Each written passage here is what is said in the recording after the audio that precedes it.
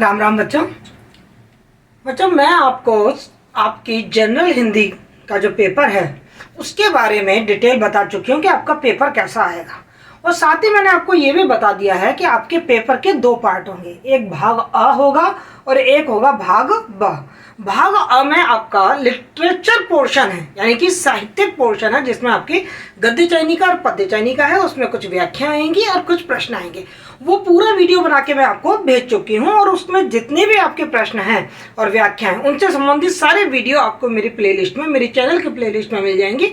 आप केवल जनरल हिंदी का जो प्लेलिस्ट है वहाँ चले जाइए, आपको सब कुछ वहाँ मिल जाएगा। आज हम अपने हिंदी के जो जनरल हिंदी का जो पेपर आएगा उसका जो ब पार्ट है उस ब पार्ट के बारे में जानकारी हासिल करते हैं। मैं आपको बता दूं, आपका जो ब पार्ट है वो रचना और व्याकरण से संबंधित है, यानी कि उसमें कुछ रचना जैसे निबंध लेखन है, जैसे विज्ञप्ति लेखन है, अधिसूचना है, पत्र लेखन है, इस तरीके के प्रश्न आएंगे।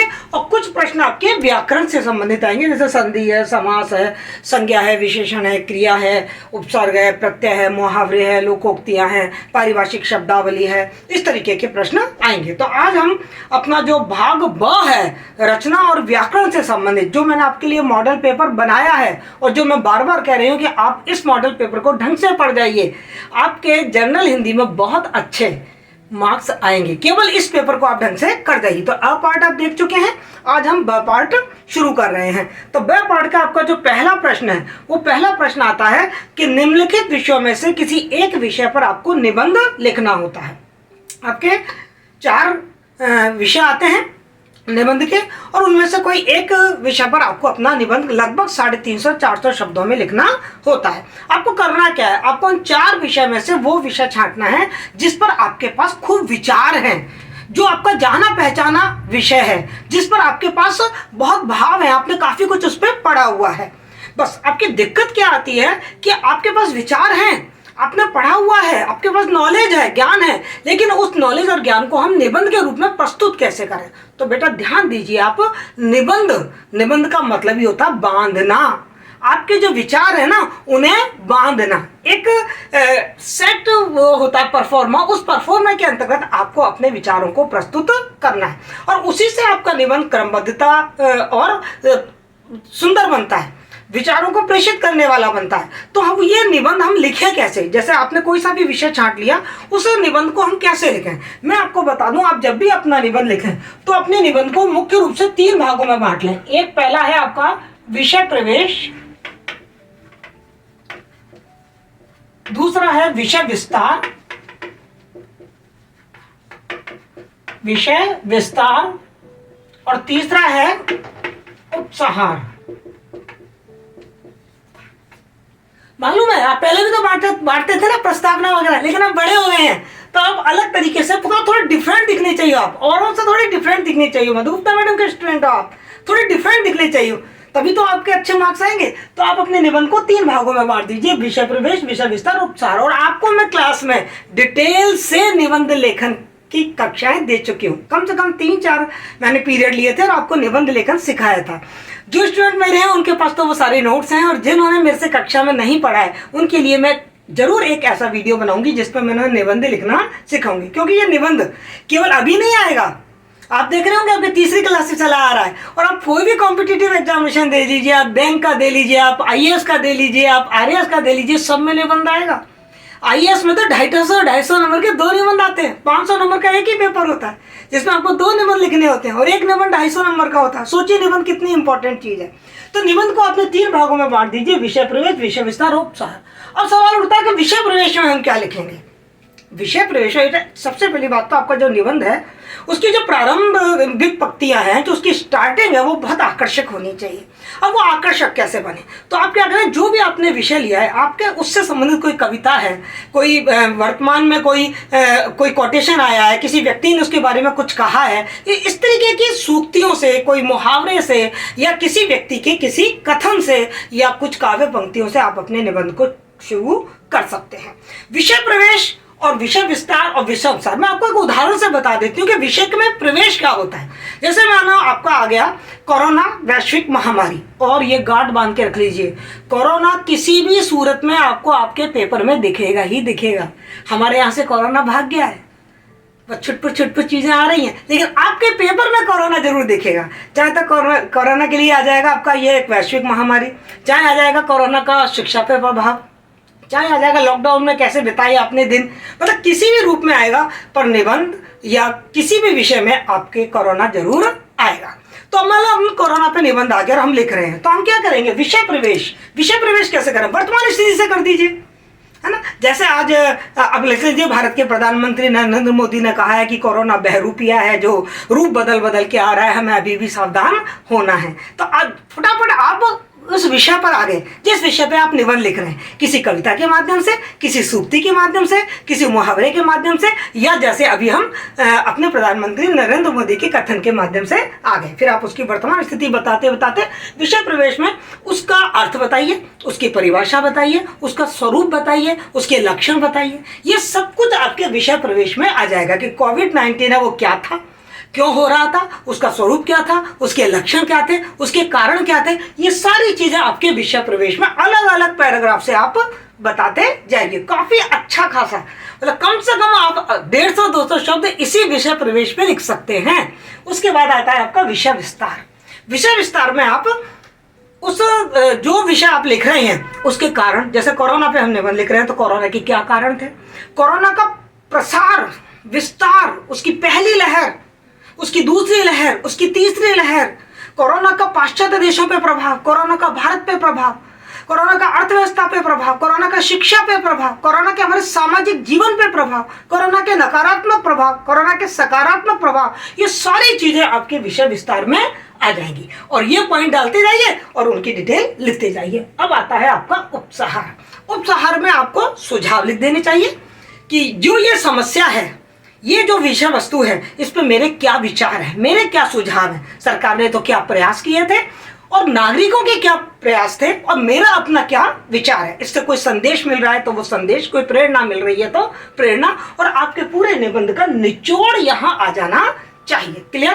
तो इस तरीके से निबंध को आप 3 भागों में बांटकर आराम से लिख सकते हैं। आपके मैंने 4 जो विषय दिए हैं वो इंटरनेट के बढ़ते कदम और युवा मानसिकता, वर्तमान समय में मीडिया की भूमिका, कोरोना, वैश्विक महामारी और मेरा प्रिय कवि, चारों ही बहुत इंपॉर्टेंट है। आप 4 निबंध अच्छी से तैयार कर जाइए। नेक्स्ट जो प्रश्न आपका आता है वो आता है कि कोई भी पत्र से संबंधित आता है और ये पत्र से संबंधित आपके 4 प्रश्न आएंगे, आपको इनमें से कोई 2 करने हैं, यानी कि 2 प्रश्न आएंगे, दोनों में अथवा अथवा होंगे, तो टोटल 4 प्रश्न होंगे। जैसे पहला प्रश्न मैंने इसमें रखा है कि प्राचार्य को पत्र लिखिए कि महाविद्यालय में अधिक से अधिक पौधे लगाकर पर्यावरण को शुद्ध कैसे रखा जाए। अब प्राचार्य को अपन पत्र लिख रहे हैं, यानी कि प्राचार्य से निवेदन कर रहे हैं। ये कैसा पत्र है, ये औपचारिक पत्र है। जैसा अब तक आप लिखते आए हैं ना, प्रार्थना पत्र लिखते आए हैं, शिकायती पत्र लिखते आए हैं, कार्यालय पत्र लिखते आए हैं, ये उस फॉर्म में लिखा जाएगा। अपने प्राचार्य को आप संबोधित करते हुए और औपचारिक पत्र का जो प्रारूप है, जो मैंने आपको औपचारिक पत्र का जो मैंने प्रारूप बताया है, उस प्रारूप में आप इस पत्र को लिख देंगे। वही आना चाहिए, प्रेषक, प्रेषिती, विषय, संदर्भ और उपयुक्त विषय अंतर्गत निवेदन है कि क्या विषय क्या है आपका, कि पर्यावरण को शुद्ध रखने के लिए पौधारोपण कार्यक्रम, ये आपका विषय है। फिर उस पर डिटेल लिखिए, नीचे भवदीय और देन संलग्न और प्रतिलिपि सूचना। इसमें अथवा में जो दूसरा प्रश्न है वो है अपने शहर के कार्यालय अधिकारी विद्युत बोर्ड के नाम परीक्षा के दौरान बार विद्युत जाने के लिए शिकायती पत्र लिखिए। ये भी आपका औपचारिक पत्र है। तो वही आपका प्रेषक, प्रेषिती, विषय क्या है, संदर्भ क्या है और फिर उपयुक्त विषय अंतर्गत क्या निवेदन है, क्या निवेदन कर रहे हैं आप, कि अपनी शिकायत कर रहे हैं कि परीक्षा चल रही है, परीक्षा के दिनों में बार बिजली चली जाती है, तो उससे विद्यार्थियों को कितना मतलब कितनी मुसीबतें उठानी पड़ रही हैं, उनकी पढ़ाई में निरंतरता नहीं रह रही है, वो अपनी तैयारी नहीं कर पा रहे हैं, जैसे उसके परीक्षा परिणाम पे बड़ा विपरीत असर पड़ेगा। इस तरीके से फिर वही भवदीय के बाद संलग्न और प्रतिलिपि सूचनार्थ, इस तरीके से। नेक्स्ट आपका जो क्वेश्चन है वो है किसी अर्ध सरकारी पत्र का प्रारूप प्रस्तुत कीजिए। बेटा यदि आपको याद है तो मैंने आपको कार्यालय पत्र और अर्ध सरकारी पत्र पे पूरी अलग से पूरी एक क्लास दी है कि कार्यालय पत्र किसे कहते हैं और अर्ध सरकारी पत्र किसे कहते हैं। अर्ध सरकारी पत्र का यहाँ प्रारूप आपसे पूछा गया है। अर्ध सरकारी पत्र का मतलब है ये लिखा तो सरकार के जो नुमाइंदे हैं, एक नुमाइंदा दूसरे को लिखता है, सरकारी है, कार्यालय के द्वारा लिखा जाता है, लेकिन जो पत्र लिखने वाले हैं वो एक दूसरे को व्यक्तिगत रूप से जानते हैं, इसलिए ये पत्र आत्मीयतापूर्ण होता है। मैंने आपको बताया था इसमें महोदय कभी नहीं लिखा जाता। जब हम सैल्यूटेशन लिखते हैं तो उसमें हम प्रिय करके या स्नेही करके और उनके नाम से संबोधित करते हैं। संबोधन में प्रिय या स्नेही लिख के और उनको नाम से संबोधित किया जाता है। और जब अपना पत्र खत्म हो जाता है तो भवदीय नहीं लिखते, आपका स्नेही, आपका स्नेह भाजक, है ना, आपका प्रिय, इस तरीके का नीचे सैल्यूटेशन दिया जाता है। ये कार्यालय पत्र और अर्ध प्रशासकीय पत्र में बहुत बड़ा अंतर है। कैसे लिखेंगे अर्ध प्रशासकीय पत्र? तो याद करो, मैंने आपको बताया था सबसे ऊपर तो आपको अपने कार्यालय का नाम लिखना है जो पत्र लिख रहा है, फिर उसके बाद पत्रांक आ जाएगा, दिनांक आ जाएगी, और दिनांक, और हमेशा ध्यान रखिए जब भी आप पत्र लिखेंगे तो लेफ्ट अलाइनमेंट पर आ जाइए।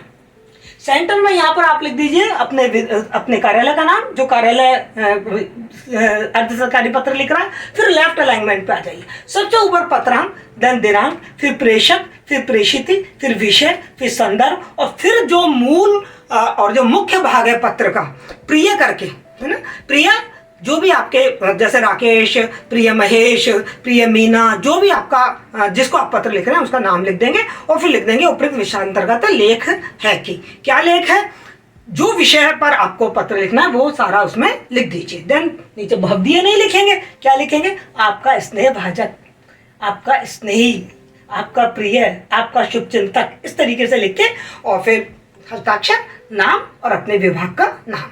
ये आपका अर्ध प्रशासकीय पत्र होता है। ठीक है, उसके बाद तो नेक्स्ट जो प्रश्न है आपका वो है कि आपका महाविद्यालय स्थानीय संस्थाओं के साथ मिलकर कोरोना वैक्सीनेशन कैंप लगाने की योजना बना रहा है। इस संबंध में विज्ञप्ति तैयार कीजिए। यदि आपको मालूम हो तो बेटा, मैंने आपको जो कार्यालय लेखन है उस कार्यालय लेखन के अंतर्गत मैंने आपको कार्यालय पत्र, अर्ध प्रशासकीय पत्र, साथ में विज्ञप्ति कैसे लिखते हैं, अधिसूचना क्या होती है, निविदा क्या होती है, ये सारी चीजें मैंने आपको समझाई है। परिपत्र क्या है, पुनः स्मरण पत्र क्या है, ये सारी चीजें मैंने समझाई है। तो आपकी विज्ञप्ति कैसे लिखेंगे, आपके कोर्स में मैंने यहाँ विज्ञप्ति दिया है, तो विज्ञप्ति को आप कैसे लिखेंगे इसका तरीका मैं आपको संक्षिप्त में बता देती हूँ। सबसे पहले जो कार्यालय, देखो पहले तो आप तो ये समझ लीजिए कि विज्ञप्ति किसे कहते हैं। विज्ञप्ति एक सूचना होती है जो किसी कार्यालय के द्वारा जन साधारण के लिए लिखी जाती है। अब चूंकि जन साधारण तक वो सूचना पहुंचानी है तो कार्यालय क्या करेगा, उस विज्ञप्ति को किसी समाचार पत्र में छापने के लिए देगा, क्योंकि समाचार पत्र सब लोग पढ़ते हैं, और समाचार पत्र के माध्यम से वो जो सूचना है वो सर्वसाधारण तक, जन साधारण तक पहुंच जाएगी। तो ये विज्ञप्ति है, जो ये सूचना है उसका लिखने का ढंग क्या है, किस फॉर्मेट में वो विज्ञप्ति लिखी जाती है, वो मैं आपको संक्षेप में समझा देती हूँ। तो जो भी विज्ञप्ति दे रहा है, जो कार्यालय विज्ञप्ति दे रहा है, उस कार्यालय का नाम यहाँ लिख देते हैं। जैसे आप इसमें लिख रहा है आपका महाविद्यालय, तो मान लो आपका महाविद्यालय राजकीय महाविद्यालय बीकानेर है, तो आपने लिख दिया राजकीय महाविद्यालय बीकानेर, लूणकरनसर रोड, नई सड़क। ठीक है, जो भी आपका एड्रेस है वो आपने पूरा यहाँ पर लिख दिया। लिखने के बाद आप इस तरफ आइए, इस तरफ आप लिखेंगे पत्रांक। क्या लिखेंगे, पत्रांक। इधर लिखिए दिनांक, जिस दिनांक को आपकी विज्ञप्ति छपने जा रही है वो आपने दिनांक लिख दिया, और यहाँ लिख दिया आपने पत्रांक। पत्रांक का मतलब क्या बेटा, कि आपके ऑफिस से न जाने कितनी विज्ञप्तियां निकलती है, कितने लेटर्स निकलते हैं, तो जो सूचना जिस लेटर के माध्यम से उस समाचार पत्र को भेजी गई है उसमें उसका क्रमांक होता है, ये यहाँ लिख देते हैं। आपको यहाँ कुछ लिखने की जरूरत नहीं है, आप तो केवल इस तरीके से फॉर्मेट बना दीजिए। फिर आप लिख दीजिए विज्ञप्ति संख्या। ये लिखना क्यों जरूरी है, क्योंकि एक कार्यालय ना जाने कितनी विज्ञप्तियां देता है, कभी दिन में 2 हो जाती है, कभी 4 हो जाती हैं, कभी बहुत सारी हो जाती है, क्योंकि उसको तो जन साधारण को बहुत सारी सूचनाएं भेजनी होती है। तो विज्ञप्ति संख्या आपने डाल दी। विज्ञप्ति संख्या के बाद आप लिख दीजिए यहाँ पर विषय, मतलब किस विषय पर आपकी विज्ञप्ति जा रही है। तो देखिए यहाँ पर आपका महाविद्यालय स्थानीय संस्थाओं के साथ मिलकर कोरोना वैक्सीनेशन कैंप लगाने की योजना बना रहा है। तो आपका विषय क्या हो गया, कोरोना वैक्सीनेशन कैंप का आयोजन।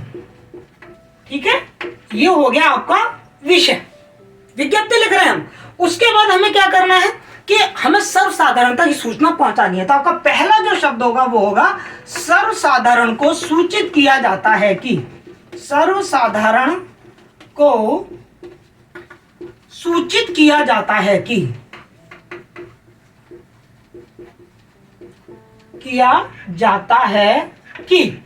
अब क्या सूचित कर रहे हैं आप, तो आप इसमें बताइए आप कि दिनांक 15 मई को प्रातः 8 बजे से लेकर साढ़े 5 बजे तक राजकीय महाविद्यालय बीकानेर के प्रांगण में कोरोना वैक्सीनेशन का कैंप आयोजित किया जा रहा है। इसमें हमारे सहयोगी जैन श्वेतांबर संघ भी हमारे सहयोगी है। मतलब आप किसी स्थानीय संस्था के साथ मिलकर लिख रहे हैं ना, उस संस्था का नाम भी आपने लिख दिया, तो आपने सर्वसाधारण को ही सूचित कर दिया। बताइए, ये वैक्सीनेशन कैंप केवल 12 से 18 साल तक के उम्र के बच्चों के लिए है। साथ में आपको अपने आयु का जो प्रमाण पत्र है, उम्र का जो प्रमाण पत्र है, वो लाना अति आवश्यक है। इस तरीके से जो आपको चीजें मंगानी है, जो सूचना आपको जनता तक पहुंचानी है, वो सूचना आपने यहां पर लिख दी, बस इतना ही काम है। और उसके बाद जो अधिकारी, मान लो आपका महाविद्यालय है, तो आपका अधिकारी कौन है वहां का? प्राचार्य,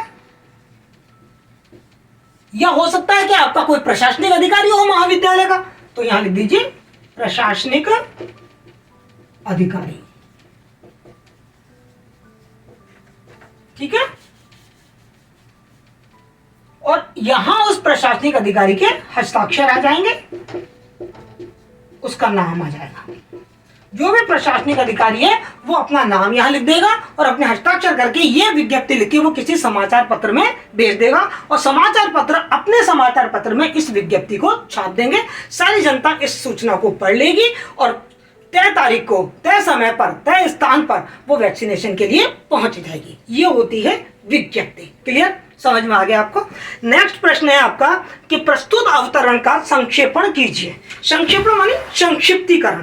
तो देखो, मैं आपको समझाऊं कि संक्षिप्तीकरण आपको कैसे लिखना है। बहुत ध्यान से सुनिएगा, बहुत इजी चैप्टर आपका प्रश्न है और 5 नंबर का आता है। मतलब यह समझ लीजिए कि बिल्कुल फ्री के से नंबर है संक्षिप्तीकरण के। आपके पेपर में कोई एक पैराग्राफ आएगा, ठीक है, उस पैराग्राफ का आपको संक्षेपण या संक्षिप्तीकरण करना है। संक्षेपण और संक्षिप्तीकरण किसे कहते हैं? शॉर्ट में लिखना, शॉर्ट नोट्स लिखना, उसको छोटा करके लिखना, संक्षिप्तीकरण का मतलब यह है। अब सवाल ये उठता है कि जो पैराग्राफ मेरे आया है मैं उसको कितना छोटा लिखूं, ये आपको आना चाहिए। तो हमेशा ध्यान रखिए कि जब हम संक्षिप्तीकरण लिखते हैं तो इसका एक मानदंड स्थापित कर रखा है कि 1/3 अंश में लिखा जाता है। यानी कि आपके पेपर में जो पैराग्राफ दे रखा है उसका 1/3 इतना छोटा कर देना है। मान लो 150 शब्द का आपका पैराग्राफ है, तो आपको 50 या 60 शब्दों में उसका सारांश लिख देना है।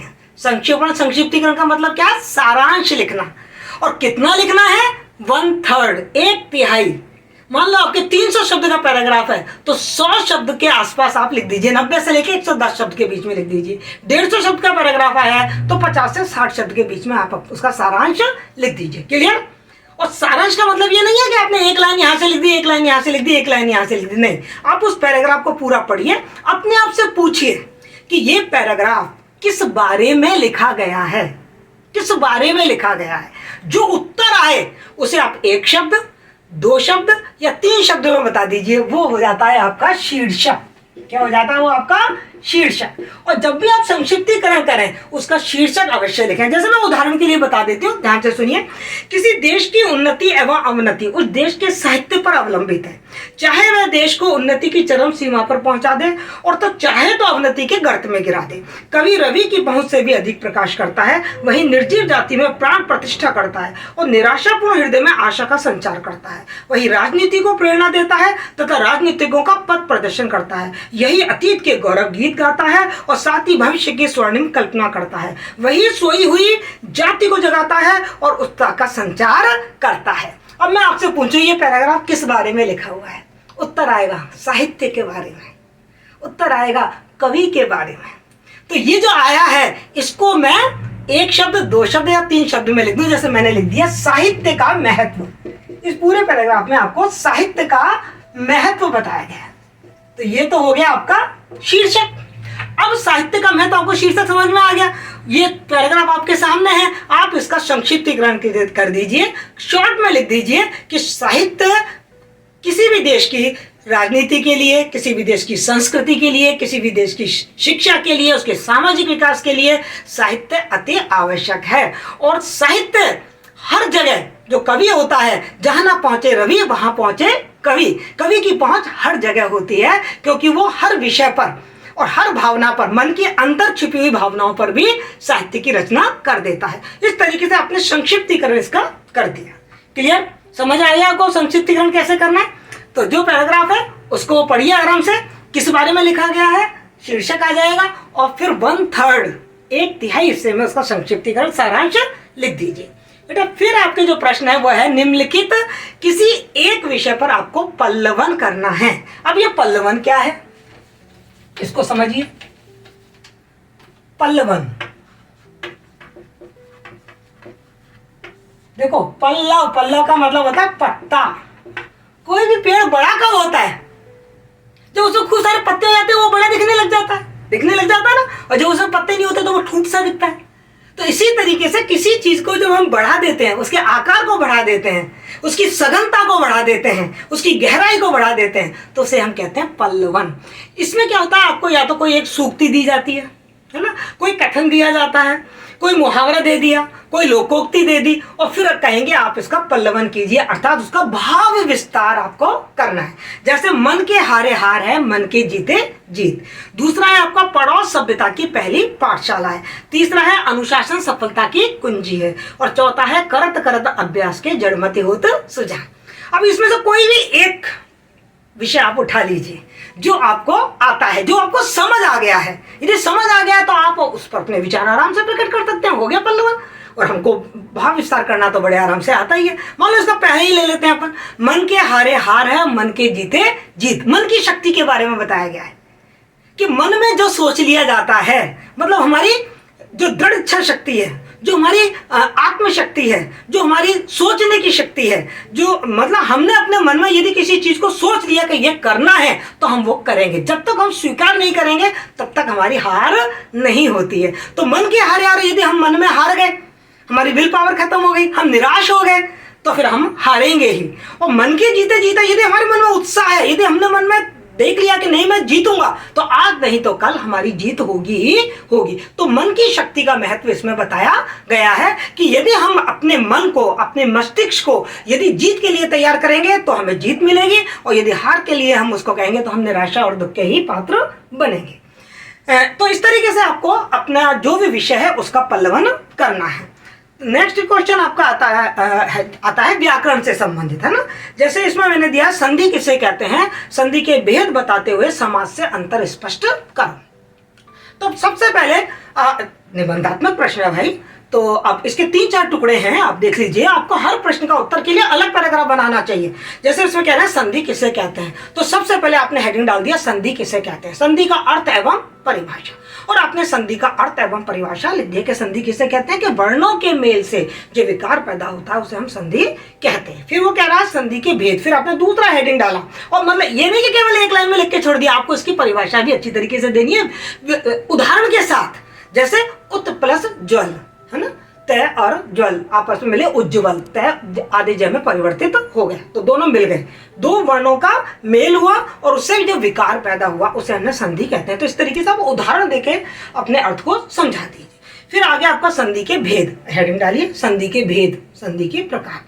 तो आप एक आप है ना चार्ट के माध्यम से भी बता सकते हैं कि जैसे संधि है तो संधि मुख्य रूप से 3 प्रकार की होती है, तो आप चार्ट के माध्यम से भी बड़े आराम से बता सकते हैं, बहुत ही शॉर्ट में ना। संधि है जो पहले है स्वर संधि है आपकी, ठीक है, स्वर के बाद आपकी व्यंजन संधि है, और व्यंजन संधि के बाद आपकी विसर्ग संधि है।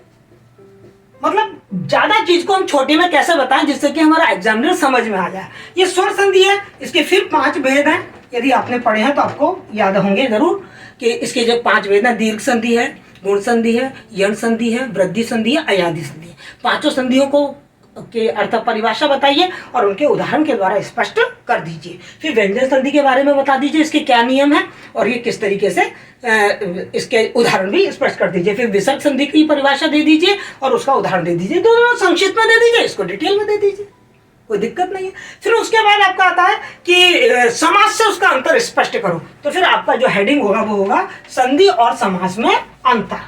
संधि और समास।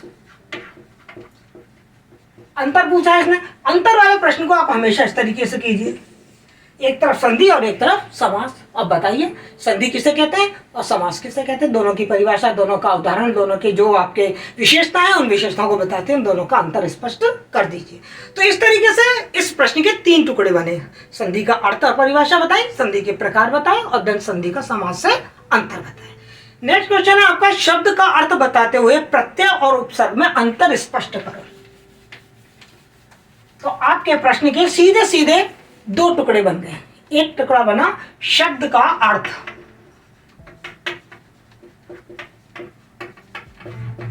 शब्द किसे कहते हैं, आप शब्द की परिभाषा लिखिए। शब्द क्या है, सार्थक वर्णों के समूह को शब्द कहते हैं। उदाहरण बताओ, जैसे हम अबटल, ये क्या अबटल हमने लिखा, क्या मतलब है इसका, अबटल कल, अबटल कल क्या मतलब है, कोई मतलब नहीं, इसका मतलब ये शब्द नहीं है। लेकिन जब हमने वर्ण को मिलाया क म ल, तो ये एक शब्द बना जिसका एक अर्थ निकलता है। एक फूल को हम कमल कहते हैं। तो ऐसा समझाकर आप शब्द का अर्थ बता दीजिए। उसके बाद वो कह रहा है प्रत्यय और उपसर्ग में अंतर स्पष्ट कीजिए। तो देखो आप बताएंगे पहले कि हिंदी में शब्द बनाने की बहुत सारी प्रविधियां हैं। उनमें से एक प्रविधि है प्रत्यय और उपसर्ग। प्रत्यय किसे कहते हैं, वे शब्दांश जो किसी शब्द के पीछे लगे और उस अर्थ में, उस शब्द में कुछ विशिष्टता पैदा कर दें, उसका अर्थ परिवर्तित कर दें, उसे हम प्रत्यय कहते हैं। और उपसर्ग क्या है कि वे शब्दांश जो किसी शब्द के आगे लगे और आगे लग के उस शब्द में विशेषता पैदा कर दें, उसमें कुछ विशेषता पैदा कर दें, उसके अर्थ में परिवर्तन कर दें, उसे हम कहते हैं उपसर्ग। जैसे देखो मैं आपको बता दूं, शब्द है हार, मैंने इसमें लगाया वी, तो ये वी क्या है, उपसर्ग। ठीक है, अब मैंने यदि ये हार शब्द और इसमें मैंने लगा दिया ना, हार ना हो गया, अब ये ना क्या है, प्रत्यय। क्लियर, आपने बहुत अच्छी तरीके से पढ़ा हुआ है। आप प्रत्यय और उपसर्ग दोनों का अंतर स्पष्ट करके उदाहरण सहित अंतर स्पष्ट कर दीजिए। उसके बाद आपका जो प्रश्न आता है वो आता है निम्नलिखित में से किन्हीं 5 शब्दों को शुद्ध रूप में लिखिए। कुछ शब्द लिखे आते हैं बेटा आपको, और आपको उनकी शब्द की शुद्धि करनी होती है। यानी कि जो शब्द है, शब्द शुद्धि गलत दे रखे होते हैं वो शब्द, आपको वो सही करके लिखने हैं।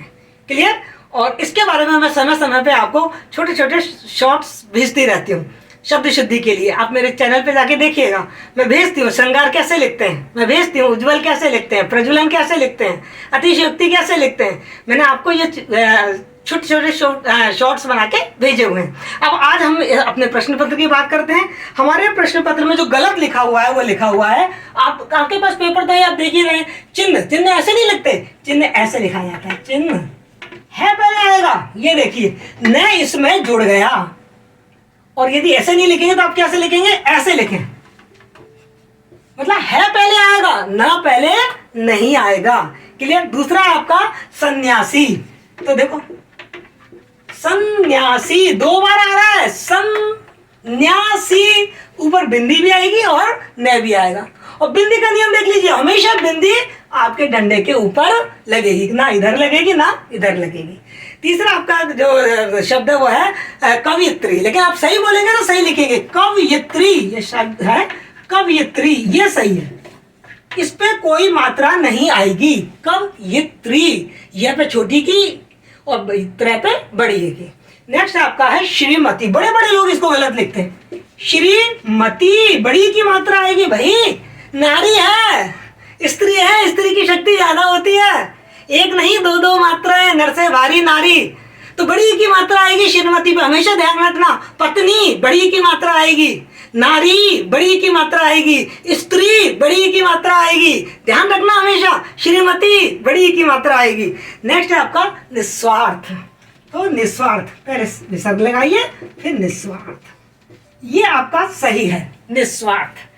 फिर है आपका अत्यधिक, तो देखो अत्य ये आएगा, यह पे आका डंडा नहीं आएगा, अत्यधिक, आप सही बोलेंगे तो सही लिखेंगे हिंदी। हिंदी बहुत ही वैज्ञानिक भाषा है। यदि हम गलत बोलेंगे तो गलत लिखेंगे, और यदि हम सही बोलेंगे तो हम सही लिखेंगे। तो उसे अत्याधिक नहीं कहते, अत्यधिक, यानी कि यह पे आकर डंडा नहीं आएगा और धै पे छोटी की मात्रा आएगी। फिर आपका प्रज्वलित, बड़े बड़े लोग इसको गलत लिखते हैं, प्रज्वलित, दोनों जय आगे आएंगे, प्रज्वलित, प्रज्वलित, ठीक है। फिर है आपका आशीर्वाद, देखो यहाँ आ रहा है ना, आशीर्वाद, आशीर यहाँ आ रहा है, यहाँ रह बोला जा रहा है, तो इसके बाद वाले पे लगता है आशीर्वाद। हमेशा ध्यान रखो, जो र होता है ऊपर वाला र, वो हमेशा जहां बोला जाता है ना उसके बाद वाले पे चिपक जाता है, बस ये याद रखो आप। जैसे हम कह रहे हैं कर्ता, अब क र यहाँ आ रहा है, ये इसके बाद वाले को पकड़ लेता है, बस इतना ध्यान रखो। ऊपर वाला र बाद वाले को पकड़ता है, तो बाद वाले का ऊपर चढ़ जाता है, पकड़ता भी नहीं है, उसके ऊपर चढ़ जाता है, ठीक है ना। तो इस तरीके से आशीर्वाद आपका हो गया। नेक्स्ट है आपका पूजनीय। तो देखो हमेशा ध्यान रखो बेटा,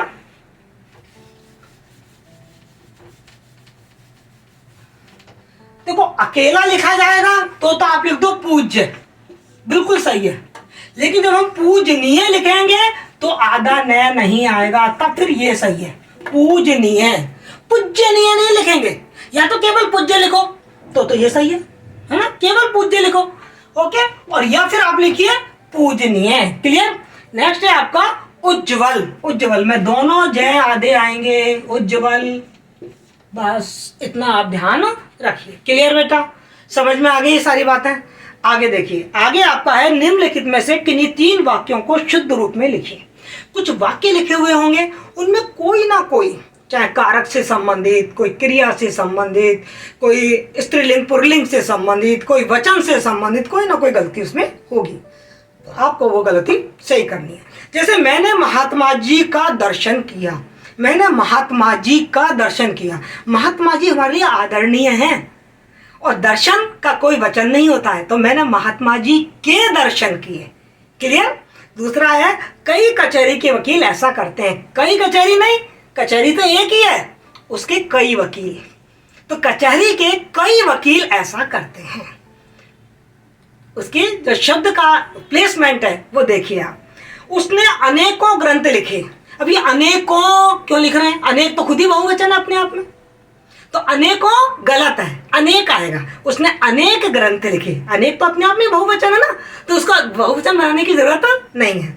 वह रविवार के दिन आएगा, अब रविवार, रविवार में तो खुद ही दिन आ गया, वार, तो अलग से दिन क्यों लिख रहे हैं हम, वह रविवार को आएगा, दैट्स ऑल, दिन हटा दीजिए, ठीक है। तो इस तरीके से आपकी वाक्य शुद्धि करने के लिए आएगा। फिर आएगा आपका कि निम्नलिखित मुहावरे में लोकोक्तियों में से किन्हीं 2 के अर्थ बताइए, और अर्थ बताकर उनके वाक्य में प्रयोग भी आपको करने हैं।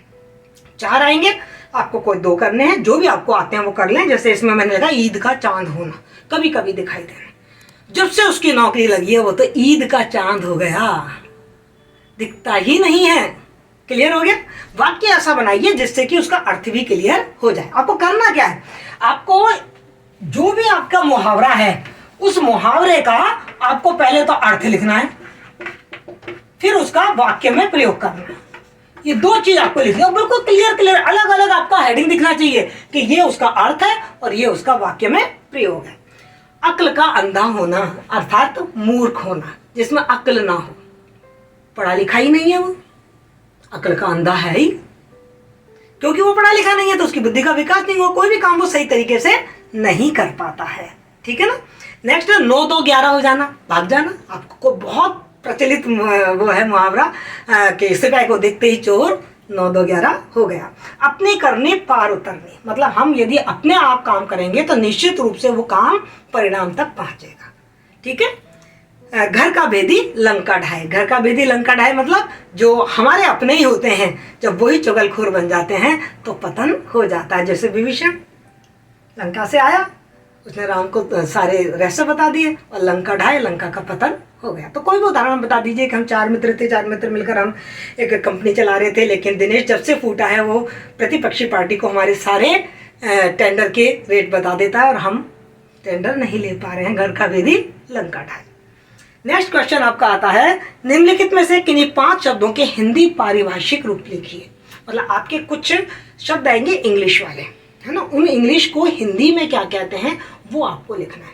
और ये जो इंग्लिश के शब्द हैं वो काफ़ी प्रचलित हैं। लोग हम ज़्यादातर हमारे जो कार्यालय में आपको मालूम है कि पहले अंग्रेजी ही काम में आती थी, अब हम धीरे धीरे अंग्रेजी से हिंदी पे शिफ्ट हो रहे हैं। जब हिंदी पे शिफ्ट हो रहे हैं तो हमको वो अंग्रेजी में जो शब्द अभी तक काम आ रहे थे उनके हिंदी रूप आने चाहिए। इस उद्देश्य से ये प्रश्न आपके रखा जाता है। तो जैसे action plan, action plan, action plan को हिंदी में क्या कहते हैं, कार्य योजना। एक्शन प्लान, कार्य योजना। और ये पूरी आपकी किताब में एक सूची दे रखी है, आप वहां से इनको याद कर सकते हैं। एविडेंस, एविडेंस मानी साक्ष्य, कुछ साक्ष्य देते हैं ना, एविडेंस देना, गवाही देना, है ना। कैबिनेट, मंत्रिमंडल। रिकॉर्ड, अभिलेख, पुराने कोई कागज पत्र सबको संभाल के अपन कहते हैं रिकॉर्ड तैयार है मेरे पास, तो अभिलेख। मर्जर, जोड़ना। विलियन, जैसे दो कंपनी का मर्जर हो गया, विलियन। नेटवर्क, संजाल, अपन कहते हैं ना नेटवर्क नहीं आ रहा है, संजाल। कीबोर्ड, कीबोर्ड, कुंजी पटल। हमारे बोलचाल में बहुत ज्यादा ये शब्द आ गए हैं, हिंदी में इसको कहते हैं कुंजी पटल। शेड्यूल, शेड्यूल मानी अनुसूची, मतलब कोई एक सूची बनी हुई है, उस सूची में जो चीजें हैं वो शेड्यूल्ड, ये शेड्यूल्ड हैं, इस अनुसूची में लिखे गए हैं। वैक्सीनेशन, टीकाकरण, बहुत इंपॉर्टेंट है, आजकल बहुत चल रहा है। पेंडेमिक, वैश्विक महामारी, ठीक है ना, एक एपिडेमिक होता था पहले, उसे महामारी कहते थे, पेंडेमिक वैश्विक महामारी। लॉकडाउन, पूर्णबंदी, लॉकडाउन ये शब्द खूब काम में आया है अभी, पूर्णबंदी। एफिडेविट, एफिडेविट मानी शपथ पत्र, शपथ पत्र। एजिटेशन, एजिटेशन आंदोलन। तो इस तरीके से आपके कुछ शब्द आएंगे, आपको उनको हिंदी में लिखना है। फिर आपके एक क्वेश्चन व्याकरण से संबंधित फिर आता है, और जिसमें बहुत इंपॉर्टेंट है आपके साल के लिए कि क्रिया की परिभाषा देते हुए बताइए कि क्रिया कितने प्रकार की होती है। वही दो भाग बढ़ गए। पहले आप क्रिया का अर्थ एवं परिभाषा बताइए, क्रिया क्या है। किसी काम को करने को, किसी काम करने को क्रिया कहते हैं। जैसे मैं अभी आपको पढ़ा रही हूं, तो ये पढ़ा रही हूं क्या है, क्रिया है, समझ गए। तो ये बताना है। फिर आपको क्रिया कितने प्रकार की होती है, तो क्रिया के प्रकार आप अलग अलग उसमें बांट सकते हैं कि कर्म के आधार पर क्रिया इतने प्रकार की होती है, काल के आधार पर क्रिया इतने प्रकार की होती है। विशेषकर आपको कर्म के आधार पर क्रिया तो बांटनी है, अकर्मक और सकर्मक। फिर उनकी डिटेल बतानी है, उनका परिभाषा बतानी है और उनके उदाहरण स्पष्ट करने हैं। अथवा में प्रश्न आपका सर्वनाम की परिभाषा बताते हो, उसके भेद बताइए। वही दो भागों में बढ़ गया। तो पहले सर्वनाम का अर्थ एवं परिभाषा बता दीजिए। सर्वनाम, जो संज्ञा की जगह काम आए वे शब्द सर्वनाम कहलाते हैं। मैं पूरी डिटेल में आपको कक्षा में ये सब चीजें पढ़ा चुकी हूँ, चाहे वो क्रिया हो, चाहे वो सर्वनाम हो, चाहे वो संधि हो, चाहे वो समास हो। तो सर्वनाम का अर्थ एवं परिभाषा लिखिए, और फिर सर्वनाम के जो भेद हैं, पुरुषवाचक याद आ रहा है आपको, पुरुषवाचक, निश्चयवाचक और निश्चयवाचक है ना। पुरुषवाचक को फिर हमने 3 भागों में बांटा था। तो आप चार्ट के माध्यम से यदि ये प्रकार बताएंगे तो और भी आपका जो उत्तर है वो आकर्षक लगेगा। डिटेल में आप सारे सर्वनामों के नाम लिखिए, उनकी परिभाषा लिखिए और उनके उदाहरण समझा दीजिए। इस तरीके से आपका जो जनरल हिंदी का ब पार्ट है वो मैंने आपके सामने समझाया है।